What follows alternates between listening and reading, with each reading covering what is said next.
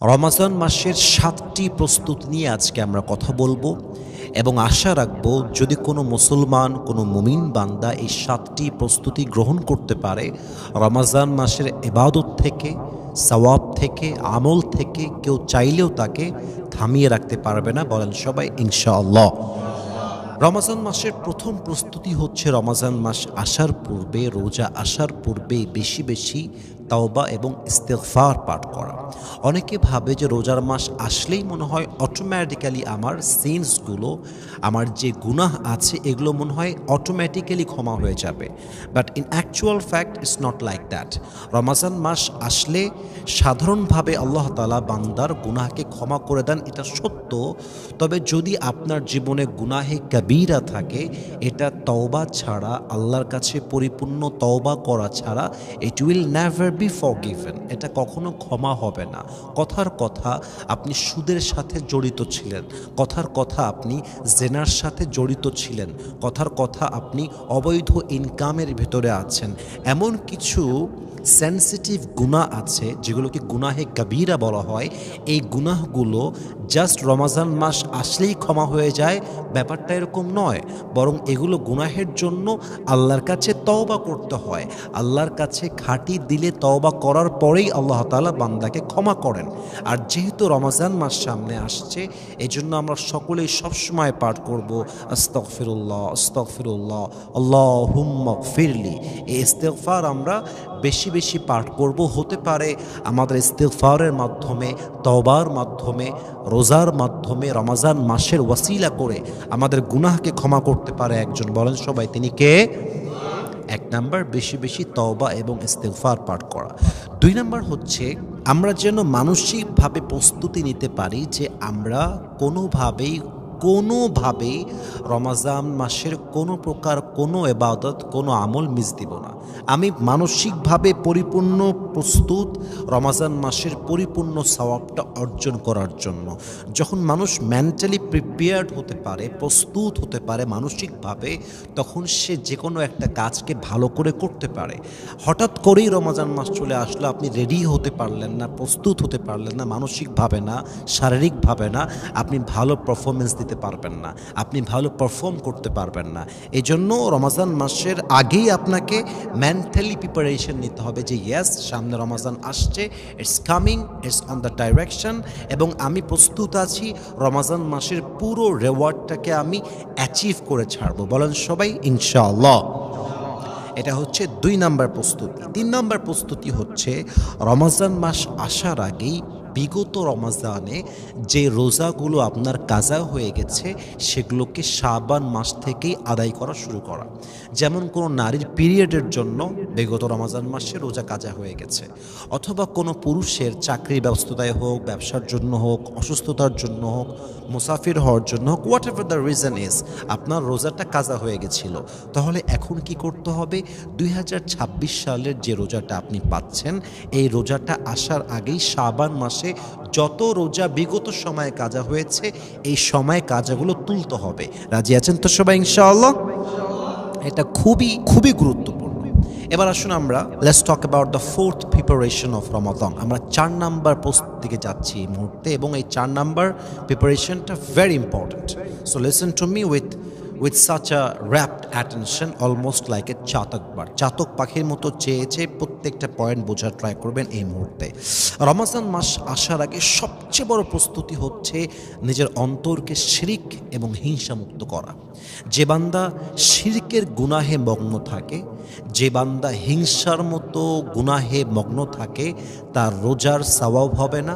এবং রমাজান মাসে আল্লাহ সবাইকে মাফ করলেও ২ জন ব্যক্তিকে মাফ করেন না। এক নাম্বার হচ্ছে মুশরিক ও মুশাহেন। যে বান্দার হৃদয়ে শিরক আছে অথবা যে বান্দার হৃদয়ে হিংসা আছে, এদের কাউকে রমাজান মাসে আল্লাহ তাআলা ক্ষমা করেন না। এই জন্য রমাজান মাস আসার পূর্বে আমাদের অন্তরকে আমরা শিরক মুক্ত করব, আমাদের অন্তরকে আমরা হিংসা মুক্ত করব। পরিপূর্ণ পবিত্র অন্তর দিয়ে রোজার মাসের প্রথম রোজাটা আমরা সাহরির মাধ্যমে শুরু করব। বলেন সবাই ইনশাআল্লাহ। So this is the biggest preparation. এর চাইতে বড় প্রস্তুতি আর হতে পারে না যে আপনাকে রমজান মাস আসার আগেই শিরিক এবং হিংসা থেকে নিজের মনকে, আত্মাকে পরিপূর্ণরূপে পবিত্র করতে হবে।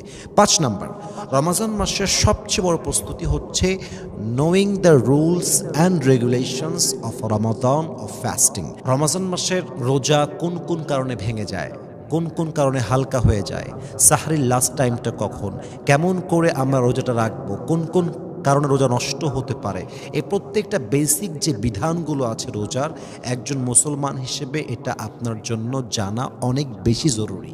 এই জন্য রোজার মাস আসার পূর্বে কিতাব খুলবেন, আলেমদের বক্তব্য শুনবেন, রোজার যে বেসিক বিধানগুলো আছে প্রত্যেকটাকে স্টাডি করবেন। মানে এমন যেন না হয়ে যায় যে আপনি এতটা জাহেল এই বিষয়ে, এতটা আপনার জ্ঞান কম যে আপনি রোজাও রাখছেন, আপনি স্ত্রী সহবাস করছেন, কথার কথা আপনি রোজাও রাখছেন, বেশি খিদে লাগলে হালকা পানিও পান করছেন। এরকম অনেক লোক আছে যে বিধান জানে না বিধায় এমন এমন কাজ করে যে কাজটা করার সাথে সাথেই রোজাটা ভঙ্গ হয়ে যায়। কিন্তু যেহেতু সে বিধান জানে না, তাই সে এটা করার পরেও ভাবে যে আমি মনে হয় রোজাটা আদায় করতে পেরেছি।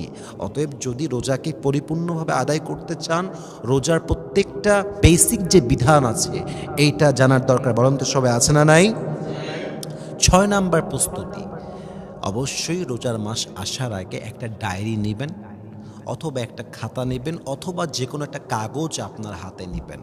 কাগজটা নিয়ে হাতে কলমে একদম হিসাব করবেন বিগত রোজার মাসে আমার কোন কোন কারণে ইবাদত মিসিং গেছে, কোন কোন কারণে আমি তাহাজ্জুদটা পড়তে চেয়েও পড়তে পারি নাই, কোন কোন কারণে আমার ফজরের নামাজটা জামাতের সঙ্গে মিস গেছে, কোন কোন কারণে আমি তারাবিটা পড়তে পারি নাই, কোন কোন কারণে প্রত্যেক দিন ফজরের নামাজের পরে আমি কোরআন তেলাওয়াত করতে পারি নাই, কোন কোন কারণে আমার রোজাটা নষ্ট হয়েছে, কোন কোন কারণে আমি মূলত ভুলগুলো করেছি।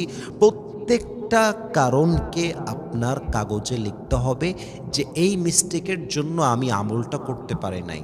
এবং যখন ডিফাইন করে ফেলবেন যে এই ছিল সেই মিস্টেক, সাথে সাথে নিয়ত করবেন আপকামিং যে রোজা আসছে, যে রমজান মাস আসছে, এই মাসে এমন কোনো ভুল করব না যে ভুলের জন্য আমার তারাবিহটা মিস হয়ে যায়, এমন কোনো ভুল করব না যে ভুলের জন্য আমার তাহাজ্জুদটা মিস হয়ে যায়, এমন কোনো ভুল করব না যে ভুলের জন্য আমার কোরআন তেলাওয়াতটা মিস হয়ে যায়, এমন কোনো ভুল করব না যে ভুলের জন্য আমার স্ত্রী সহবাস হয়ে যায়, এমন কোনো ভুল করব না যে ভুলের জন্য আমার রোজাটা নষ্ট হয়ে যায়, রোজাটা হালকা হয়ে যায়, আমলটা নষ্ট হয়ে যায়, সওয়াবটা নষ্ট হয়ে যায়। পুরোটা প্রি প্ল্যান্ড হবে যে আমার দ্বারা এমন কোনো ভুল হবে না যার দ্বারা কোনো আমল মিস হয়ে যাবে। যখন আপনি ডিফাইন করতে পারবেন, আইডেন্টিফাই করতে পারবেন, দেখবেন আপনার রোজার প্রত্যেকটা দিন হবে বেস্ট, প্রত্যেকটা দিন হবে এফেক্টিভ, প্রত্যেকটা দিন আপনার আমল দিয়ে ভরপুর হবে। বলেন সবাই আওয়াজ দিয়ে ইনশাআল্লাহ। এবং সর্বশেষ 7 নাম্বার প্রিপারেশনটা হচ্ছে অবশ্যই রোজার মাসের প্রত্যেকটা দিন আপনি কেমন করে কাটাবেন এটা যেন আপনার একটা প্ল্যান থাকে ডেইলি রুটিন হিসেবে। ফজরের পরে কি করবেন, জোহরের পরে কি করবেন, আসরের পরে কি করবেন, ইফতারের পরে কি করবেন, তারাবির নামাজ পড়ে এসে কী করবেন, কখন ঘুমাবেন, কখন কোরআন তেলাওয়াত করবেন, কখন অফিসের কাজ করবেন, কখন ব্যবসার কাজ করবেন। পুরোটা 24/7 আপনার একটা কি থাকতে হবে, ডেইলি রুটিন থাকতে হবে যে এটা হচ্ছে আমার ডেইলি রুটিন। এবং এই ডিসিপ্লিন মেনটেন করতে পারলে আমার বিশ্বাস, এটা আমার ব্যক্তিগত মতামত, রোজার 1 তারিখ থেকে নিয়ে ঈদের দিনের আগ পর্যন্ত আপনি এতটা সুন্দর রোজা কাটাবেন যেটা আপনি কখনো কল্পনাই করতে পারেন না। আপনার কাগজে কলমে ডেইলি রুটিন লেখা থাকতে হবে যে আমার সময়টা এখন এটা করার, আমার জোরের পরে এইটা করতে হবে, আসরের পরে এইটা করতে হবে। যখন পুরোটা প্ল্যান থাকবে আপনার কাছে ডেইলি রুটিন হিসেবে, দেখবেন আপনার প্রত্যেকটা রোজা মিনিংফুল হবে, প্রত্যেকটা রোজা আপনি ইবাদত করতে পারবেন, আপনি আমল করতে পারবেন। এই জন্য আমি যে আমলগুলো শেয়ার করলাম, আমি জাস্ট ছোট্ট করে আরেকবার বলে দিচ্ছি সবাইকে। রোজার আগে তওবা ইস্তেগফার পাঠ করা, মেন্টালি প্রিপারেশন নেওয়া, রোজার আগে কাজা যে রোজাগুলো আছে সেগুলোকে পরিপূর্ণরূপে আবার আদায় করে নেওয়া শাবান মাসে। 4 নাম্বার বলেছিলাম হিংসা এবং শিরক থেকে মুক্ত হওয়া। আর একটা বলেছিলাম রোজার মাসের আগে পরিপূর্ণরূপে যে সমস্ত কাজগুলো আগের বার মিস হয়ে গেছে ওগুলোকে আইডেন্টিফাই করা, পাশাপাশি ডেইলি রুটিন করা। এই যে বেসিক কয়েকটা নিয়ম বলেছি, প্রিপারেশন বলেছি, যে রমজান মাসের বিধানগুলো জানতে পারা, যে কোন কোন কারণে রোজা নষ্ট হয়ে যায়, এই মোটামুটি 7টা প্রিপারেশন যদি আপনি নিতে পারেন ইনশাআল্লাহ আপনার রোজাটা মিনিংফুল হবে। আপনি অনেক আমল করতে পারবেন, অনেক ইবাদত করতে পারবেন, এবং আমি আশা রাখি রোজার মাসের প্রত্যেক দিনের রেওয়ার্ডটা, সওয়াবটা আপনি অ্যাচিভ করতে পারবেন। আমি দোয়া করি সবার জন্য এবং আমার জন্য, আল্লাহ যেন আমাদের সবাইকে এই রমজান মাসে পরিপূর্ণ ইবাদত করার তৌফিক দান করে, আমাদেরকে সওয়াব অর্জন করার তৌফিক দান করে। আমিন। ওয়া আখির দাওয়ানা আলহামদুলিল্লাহি রাব্বিল আলামিন। আসসালামু আলাইকুম ওয়া রাহমাতুল্লাহি ওয়া বারাকাতুহু।